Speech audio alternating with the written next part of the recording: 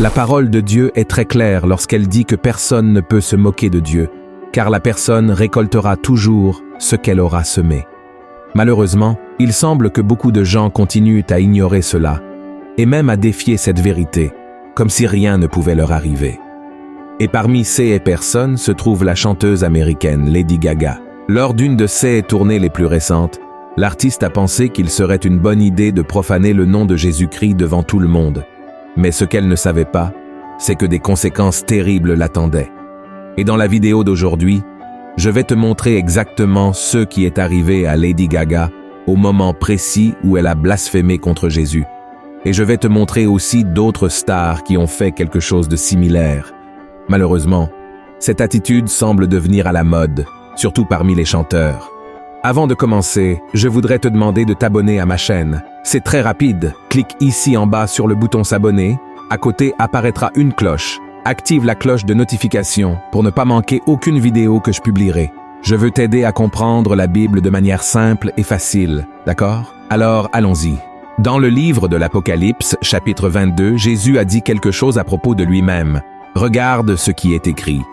Je suis l'alpha et l'oméga, le premier et le dernier, le commencement et la fin. Regardez ceci, frères et sœurs. Quand Jésus a dit qu'il est l'alpha et l'oméga, il montre qu'il a toujours existé et qu'il demeurera toujours jusqu'à la fin, d'accord? Et peut-être que vous ne le savez pas, mais l'alpha et l'oméga sont la première et la dernière lettre de l'alphabet grec, montrant qu'il est omnipotent et qu'il vit éternellement. Et tout à coup, certaines personnes manquent de respect envers quelque chose de si sacré, en ignorant la sainteté et la divinité de Jésus comme s'il était rien.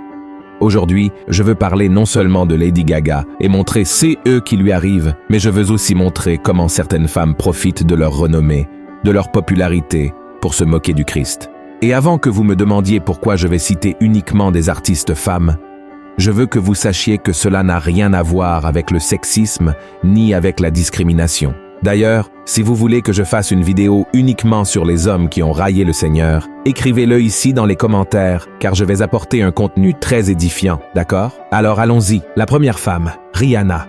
Tout comme plusieurs autres, cette chanteuse américaine a également grandi dans un foyer chrétien. Cependant, lors d'une entrevue accordée à une station de radio, elle a clairement montré qu'elle ne souhaite pas suivre les enseignements qu'elle a reçus de sa famille concernant Jésus. Regardons ce passage de la vidéo ensemble. Why is your hand over your eyes? Because I'm a devil worshiper, what are you talking about? Voici, la présentatrice lui a demandé pourquoi elle faisait un signe de la main sur son œil, et Rihanna a répondu « Parce que je suis une adoratrice du diable ». Ayez pitié, frères et sœurs, et passons à la deuxième femme qui a blasphémé contre Jésus, Oprah Winfrey. Oprah est une animatrice de télévision, actrice et productrice américaine. Elle est connue pour son talk show, The Oprah Winfrey Show, qui a été l'émission d'interview la plus regardée de l'histoire de la télévision. Oprah est également reconnue pour son histoire de vie inspirante et ses interviews avec de grandes célébrités et personnalités publiques. Dans une ancienne interview, elle avait déjà déclaré que Jésus-Christ n'était pas le seul chemin vers le ciel, mais ce n'était pas la seule fois où elle a manqué de respect envers le Seigneur. Lors d'un talk show avec l'animateur Stephen Colbert, bien qu'ils prétendent tous deux être chrétiens, ils ont fait des blagues sur Dieu en interagissant avec une figure générée par ordinateur sur un écran qui prétendait être le Seigneur. Ensuite, le faux Dieu disait être fan d'Oprah et ajoutait « Je suis impatient de le dire à Jésus ». Regardez comment cela s'est déroulé. Oprah, Stephen, what's up? Hey! Oh, hey!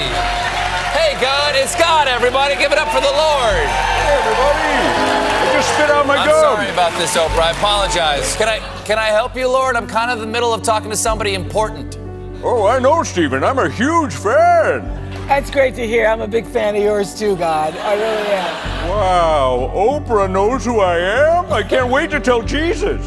Oprah Winfrey 2020, yes she can! Maintenant, la troisième femme, Madonna. Il n'est pas surprenant que Madonna soit l'une des femmes qui manquent de respect à Jésus et à la foi chrétienne depuis le début de sa carrière. Elle a été, par exemple, l'une des premières artistes à utiliser la croix en collier et boucle d'oreille comme objet de mode. Quelque temps plus tard, elle a sorti le tube « Like a Prayer », ce qui signifie « comme une prière ». Dans le clip de la chanson, elle danse devant des crucifix en flammes, embrasse un saint noir et chante à l'intérieur d'une église. La controverse autour du clip a été telle qu'il a été interdit dans certains pays. Et cela ne s'est pas arrêté là. Le clip original de la chanson Justify My Love a été censuré sur MTV en raison de son degré élevé d'érotisme. Ensuite, Madonna, furieuse, a créé un autre clip encore plus agressif en récitant des versets du livre de l'Apocalypse. La situation a entraîné un appel du pape Jean-Paul II demandant aux Italiens de ne pas assister à sa tournée prévue dans le pays. Pendant les concerts en direct, la provocation envers Jésus-Christ et son peuple a atteint des sommets avec des simulations d'exorcisme et de masturbation. Peut-on croire cela, frères et sœurs? Alors, passons maintenant à la 4e femme, Yvette Sangalo.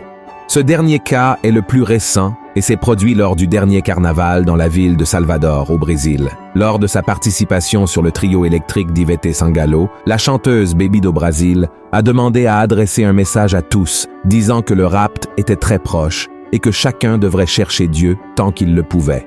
Les paroles de Baby do Brasil ont surpris Yvette Sangalo, qui a montré son étonnement face à ces paroles, et ensuite la chanteuse bayanaise, d'un ton moqueur, a déclaré que Dieu n'allait pas laisser cela se produire et qu'elle balayerait l'Apocalypse, faisant référence à sa chanson devenue un succès pendant ce carnaval.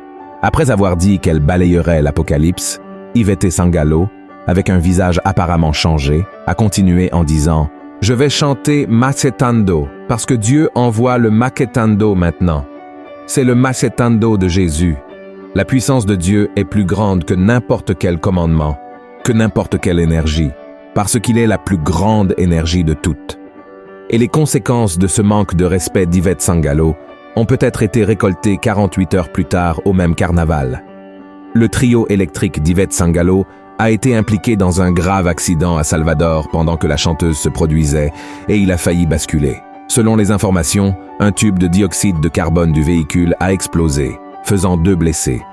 Et vous pourriez vous demander maintenant, mais pasteur, pourquoi parlez-vous seulement de femmes qui ont ridiculisé Jésus et la foi chrétienne? Les hommes n'ont-ils pas fait de même? Bien sûr, frères et sœurs. Beaucoup d'hommes ont ridiculisé Jésus, ont manqué de respect envers notre foi chrétienne, mais j'ai voulu apporter ici des exemples féminins pour vous montrer que, de la même manière qu'il y a des femmes qui haïssent le Christ et se moquent de sa puissance, il y en a aussi celles qui l'aiment, qui lui consacrent leur vie et dont la vie est transformée pour toujours. Et l'un des plus grands exemples que je veux vous montrer concerne une femme nommée Marie-Madeleine. La Bible dit qu'elle vivait au milieu de la débauche, de la prostitution, jusqu'à ce qu'elle rencontre Jésus, qui a chassé 7 démons d'elle et lui a pardonné tous ses péchés. Cette expérience a radicalement changé la vie de Marie-Madeleine et elle est devenue une fervente disciple du Christ. Aidant d'autres femmes dans le ministère de Jésus, elle était également présente lors des moments cruciaux de sa vie, comme sa crucifixion, et elle faisait partie des femmes qui préparaient des aromates pour oindre le corps du Christ après sa mort. Elle a également été la première à apprendre que Jésus était ressuscité, et elle a eu la mission d'annoncer cette nouvelle aux disciples.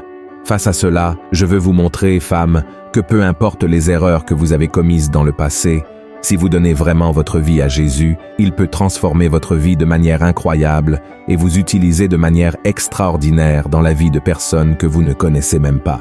Amen. C'est pourquoi, soyez très prudentes avec les femmes dont vous vous inspirez. Quelles sont les valeurs qu'elles transmettent? Quel message prêchent-elles? Vous rapprochent-elles de Dieu ou vous en éloignent-elles? Soyez très attentives à cela, d'accord? Et en parlant de mauvaise influence, je vais tenir ma promesse. Et maintenant, je vais parler de Lady Gaga. Je ne sais pas si vous le savez, mais l'une des chansons les plus attendues des concerts de Lady Gaga s'appelle Judas. Incroyablement, ce n'est pas une coïncidence, d'accord? Les paroles parlent d'une femme profondément amoureuse d'un homme nommé Judas et font plusieurs références à des passages de la Bible et surtout à Jésus. Dans l'une d'entre elles, la chanteuse dit qu'elle laverait les pieds de Judas avec ses cheveux, si nécessaire, faisant clairement référence au passage de Jean chapitre 12, où Marie, la sœur de Lazare, lave les pieds de Jésus avec un parfum cher et les essuie avec ses cheveux.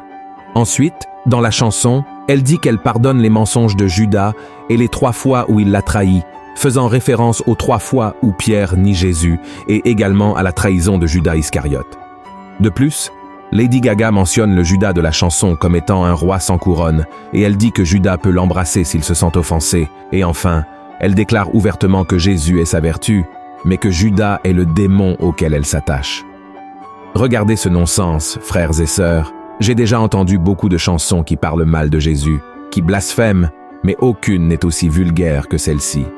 Utiliser des extraits de l'Évangile qui exaltent Jésus pour le comparer à Judas et dire qu'elle préfère le traître au Messie n'est pas seulement irrespectueux, agressif, mais c'est aussi un blasphème. Mais d'après ce que nous avons vu, cette chanteuse paie le prix fort pour cela. Jetons un coup d'œil à ce qu'elle a fait, puis nous verrons ce qui lui est arrivé peu de temps après. Voici Lady Gaga lors d'un de ses concerts. Elle commence à chanter Judas et puis, soudainement, quelque chose de très étrange se produit. Oui, c'est ça, elle tombe de la scène. Et maintenant, vous pourriez vous demander, mais ne serait-ce pas une coïncidence, pasteur? Oui, cela pourrait être le cas, mais pourquoi cela lui est-il arrivé à nouveau lors d'un autre spectacle? Remarquez qu'elle est tombée à nouveau. Cela peut sembler être de la malchance, peut-être, de la même manière que beaucoup sont arrivés à cette conclusion lorsque le trio électrique d'Yvette Sangalo a eu cet accident à Salvador. Mais répondez-moi une chose, pourquoi Lady Gaga est-elle tombée une troisième fois lors d'un autre spectacle qu'elle donnait? Serait-ce une trop grande coïncidence? Et pourquoi est-ce toujours dans la même chanson qui s'appelle Judas? Comme je l'ai dit au début de cette vidéo, personne ne peut se moquer de Dieu, car la personne récoltera toujours ce qu'elle aura semé, d'accord? Alors, je remarque que Lady Gaga reçoit plusieurs avertissements, des signes de Dieu pour qu'elle cesse de faire ses moqueries, ses blasphèmes, car sinon, si elle ne se repent pas de ses péchés, elle récoltera une conséquence bien pire, la condamnation éternelle en enfer. Et ce n'est pas moi qui le dis, mais c'est Jésus lui-même, quand il a dit que ceux qui ne croiraient pas en lui seraient condamnés.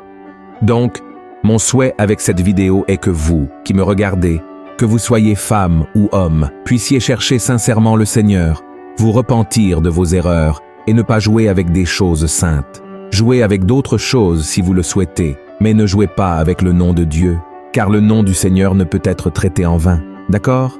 Il y a beaucoup de personnes qui se moquent des choses spirituelles, et ensuite elles ne comprennent pas pourquoi certaines choses tournent mal dans leur vie, mais c'est parce qu'elles laissent des ouvertures à Satan, car quand elles ne veulent pas la protection du Seigneur, le diable entre en action. Et là, frère, nous connaissons la destruction qu'il cause. Le diable ne plaisante pas. De la même manière, Dieu ne plaisante pas non plus. Aujourd'hui, la porte de la grâce est ouverte, et toute personne, qu'elle soit religieuse ou non, qu'elle ait un passé difficile ou un passé meilleur, peu importe, doit se repentir de ses péchés, croire en Jésus comme son Seigneur et Sauveur, car il est le seul qui peut nous sauver. Amen. Jésus a versé son précieux sang, il n'avait aucun péché. Mais là, sur la croix du calvaire, il est mort pour moi et pour vous, pour nous reconnecter avec Dieu, pour nous réconcilier avec le Seigneur. Et je remercie Dieu parce qu'il y a de nombreuses années, j'ai ouvert mon cœur, j'ai renoncé à tout mon passé, à mes préjugés, et je me suis vraiment donné à Jésus, et il a changé ma vie. Et aujourd'hui, je peux avoir l'assurance de la vie éternelle, car cela ne dépend pas de moi, mais de ce qu'il a fait là sur la croix, et que vous puissiez avoir cette certitude aussi, d'accord? Que Dieu vous bénisse, je vous attends dans la prochaine vidéo et n'oubliez pas, partagez ce message avec le plus grand nombre de personnes sur WhatsApp. Un grand câlin